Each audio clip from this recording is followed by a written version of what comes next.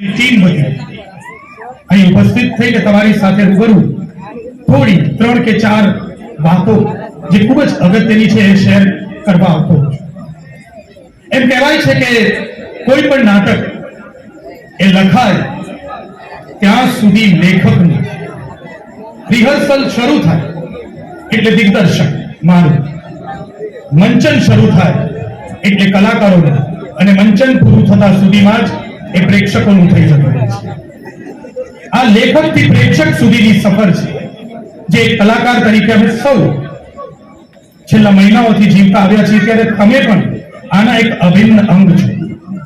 આપ સૌને વિનંતી કરવાની કે ગુજરાતનો સૌથી મોટો મલ્ટીમીડિયા શો તમારી સામે તમારા આંગણે આવ્યો છે. ગુજરાત સરકારના આ પ્રયત્નથી જ્યારે કલાકારો તમારી રૂબરૂ થયા છે ત્યારે આવનારી પોણા 2 કલાક એ શહીદોને અને કલાકારોને અમને તમારી આપજો. તમને બહુ ગમશે કે હું જરા શૂટ કરી લઉં, હું થોડું લાઈવ કરી લઉં, પણ એના પર સંયમ રાખીને પોણા 2 કલાક માત્ર જો અમને આપશો, કારણ કે કલાકારો 2 વર્ષે હવે ગામે ગામ ફરી રહ્યા છે કોરોના પછી, તો રૂબરૂ તમારી સાથે અમારે તાલ મેળવવો છે. બધા તૈયાર? આમ પણ મોબાઈલ હોવું એ દરેક ગુજરાતી માટે હવે ગૌરવની વાત રહી નથી. દરેક પાસે એકથી વધારે સેલફોન હોય છે. તમારો લેટેસ્ટ સેલફોન તમારા આજુબાજુ વાળાએ જોઈ લીધો અને તમારો પૂરેપૂરો વટ પડી ગયો તો હવે એને સ્વિચ ઓફ અથવા વાઇબ્રેટર મોડમાં મૂકી દેશો. બધા જોડાયેલા રહેશો અમારી સાથે હૃદયથી હૃદય. આમાં ક્યાંય પણ એવી ક્ષણ આવે, કોઈ લેખકની લાઈન ગમે, કોઈ દિગ્દર્શકનો કમાલ ગમે, કોઈ અભિનયની એવી ક્ષણ તમારા સુધી પહોંચે તો તમારો પડકારો, હોકારો, તમારી તાળીઓ અને ક્યાંક તમારી આંખની કોર ભીની થશે જો અમારી સાથે જોડાયેલા હશો તો અમને ગમશે. બીજી ખૂબ જ અગત્યની વાત, આ નાટક મારા મીડિયાના મિત્રોને વિનંતી કરવાની કે અહીંયા જે રેડ કાર્પેટ છે એ અમને ખાલી આપશો, ત્યાં પણ પરફોર્મન્સ થવાનું છે. અને બીજી એક નમ્ર વિનંતી કરવાની કે આ પ્રકાશની દ્રષ્ટિએ, લાઇટ ડિઝાઇનની દ્રષ્ટિએ ડિસ્ટર્બન્સ ન થાય. આ લાઇટ આર્ટ છે, કલાકારને ખલેલ ન પહોંચે તો તમે બેશક ઉતારી શકો ફોટોગ્રાફ કે વિડીયોગ્રાફ મીડિયાવાળા, પણ તમે પ્લીઝ વિનંતી છે ફ્લેશ ફોટોગ્રાફી કે વિડીયોગ્રાફી ના કરશો. એક આ વિનંતી સાથે આજનો આ વીરાંજલિનો કાર્યક્રમ પૂરો થાય. મેં કહ્યું એમ લેખકથી પ્રેક્ષકની સફર જ્યારે પૂરી થશે ત્યારે આપણે સૌ આપની બેઠક જાળવી રાખશો. હું ફરી પાછો તમારી સમક્ષ આવીશ અને આપણે રાષ્ટ્રગીત ગાઈ અને છૂટા કરીશું. તો આટલી વાત સાથે વિભાગ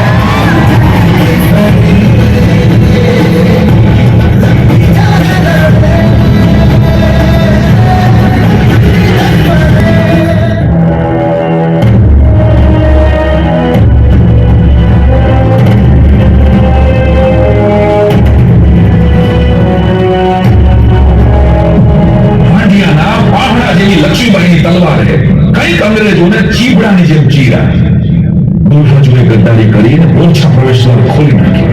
ગોસા ખાન, ઝલકારીબાઈ અને તેનો પતિ પૂરનસિંહ શહીદ થયા. ફાગણનો ખાખરો ખીલે એમ રાણી પણ રૂવાણે વેતરાઈ. આખી ઝાંસી સૌની ઉઠી. 15,000થી વધુ લાશો પડી. ઘર, નગર અને પુસ્તકાલયો ભડકે પડ્યા. રાણી લક્ષ્મીબાઈ લડતી, ભાગતી, અંગ્રેજોને ચીરતી, કાલતીથી ઠેઠ ગ્વાલિયર સુધી પહોંચી. રાણીના હાથમાં, પગમાં અને આંખમાં ગોળી લાગી ચૂકી હતી.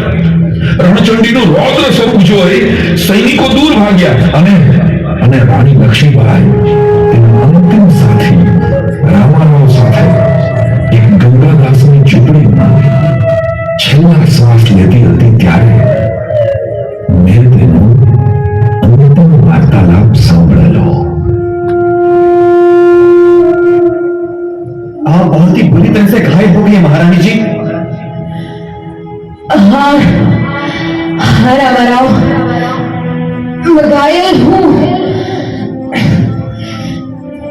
मेरा हौसला अभी भी बुलंद है। तुम मेरे बेटे दामोदर को लेके फौरन निकल पड़ो। ये झांसी का आखिरी चिराग है। आपको भी यहाँ से जिंदा निकालेंगे रानी साहिबा, आप चिंता मत कीजिए। अरे गंगादास, अब तो मेरा दुनिया से निकलने का वक्त आ गया है। शुभ शुभ बोलिए महारानी जी, आप दुनिया से निकल सकती है, लेकिन आपका पराक्रम और शौर्य भारतवासियों के दिल से कभी नहीं निकलेगा महारानी। गंगादास, हुक्म महारानी। मुझे एक आखिरी चीज दोगे? क्या महारानी, जल्दी बताइए, आपको क्या चाहिए इस गरीब से? अग्निदाह। मुझे अग्निदाह दे दो गंगादास। मैं नहीं चाहती कि मेरे मृत शरीर को भी कोई अंग्रेज छू पाए।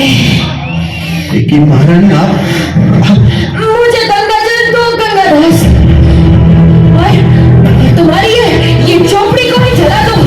महारानी, ये मेरा हुक्म नहीं है मेरे भाई, मेरी अंतिम प्रार्थना है। चौपड़ी जला दो और मुझे विदा दो। हर हर Mahadev.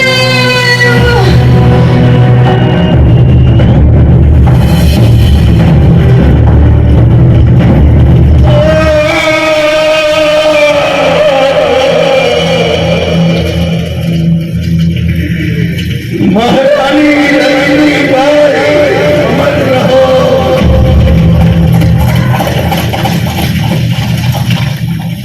Oh my God! Oh my God! It's horrible! जल गई पर हाथ नहीं आई. Oh my God! गंगादास की झोपड़ी जलकर तीरथ हो गई।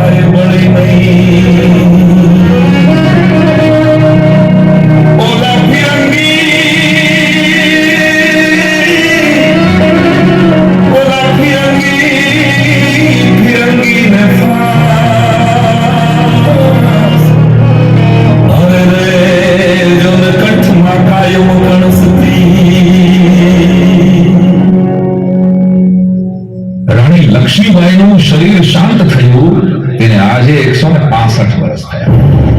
તેમ છતાંય કરોડો સ્ત્રીઓમાં આજે પણ ઝાંસી જીવે છે. ક્યાંક ડોક્ટર બનીને, ક્યાંક પાયલોટ, ક્યાંક નેતા બનીને, ક્યાંક અભિનેત્રી બનીને, ક્યાંક લશ્કરમાં તો ક્યાંક ઘરમાં, ક્યાંક ધરતી ઉપર તો ક્યાંક ગગનમાં. લક્ષ્મીબાઈ આજે પણ આ બધામાં જીવે છે.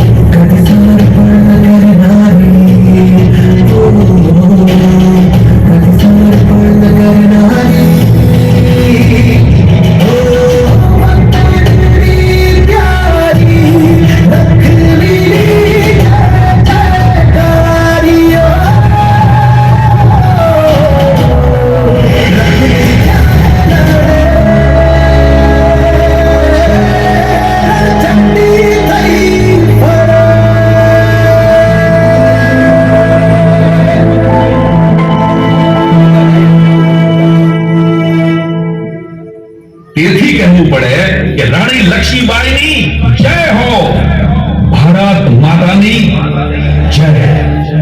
એલાઓ એક સાથે જય તો બોલો, ભારત માતાની જય. હવે બરાબર.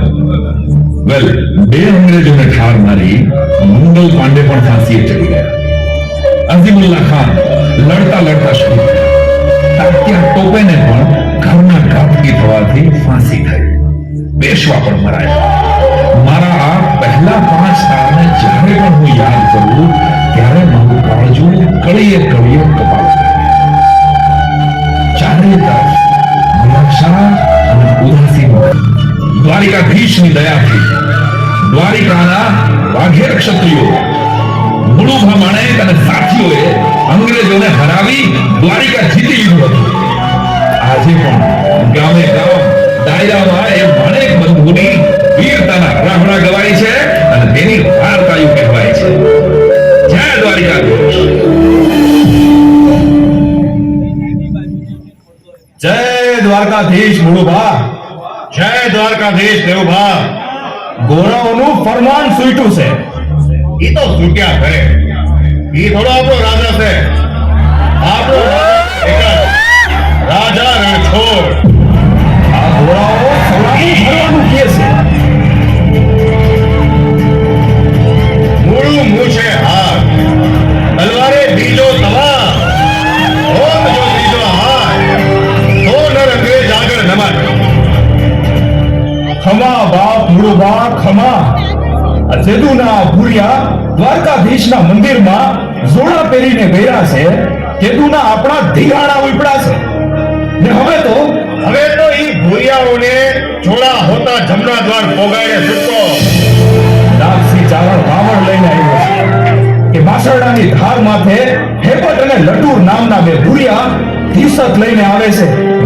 ભલે આવતા ઈ જીવતા નહીં જાય. ના મોટા ભાઈ ના. આ પરદેશનો તમંચો પરદેશી દુશ્મનની છાતી ચીરવા હાટું જ હાજરીને રાખ્યો છે. માછરડાની ધાર માથે મને જવા દો મુળુભા. તમે આથમણી દેશે જાઓ. ભલે બાપ દેવભા, જીવ હેઠો મૂકજે, હથિયાર હેઠા ના મૂકતો. ના છડિયા હથિયાર દેવભા, ના છડિયા હથિયાર. તો માણેકનું કુળ લાજે મોટા ભાઈ. મરવું તો એક જ વાર.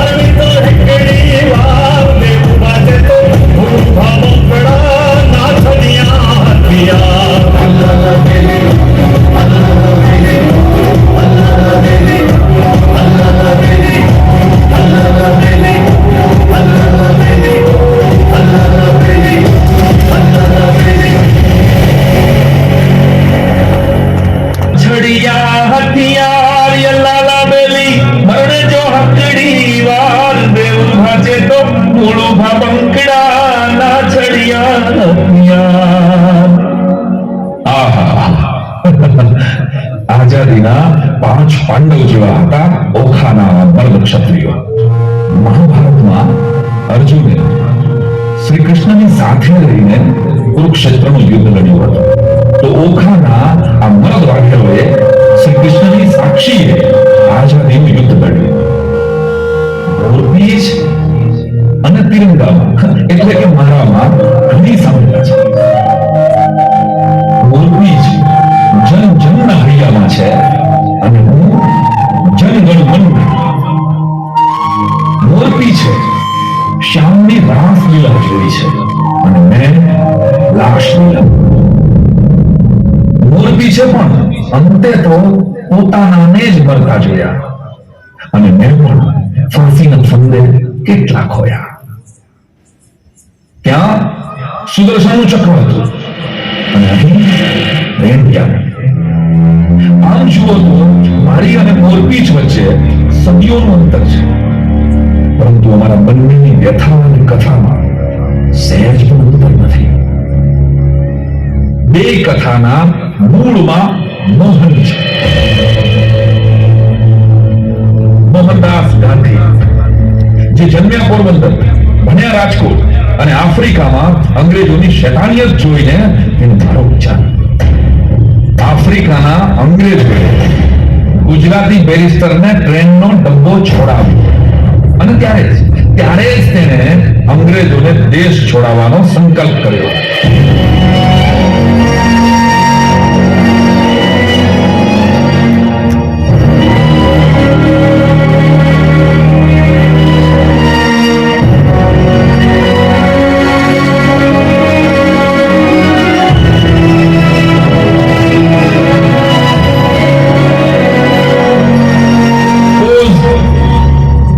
સત્યાગ્રહીઓની વાત તો તમે બધા જાણો છો.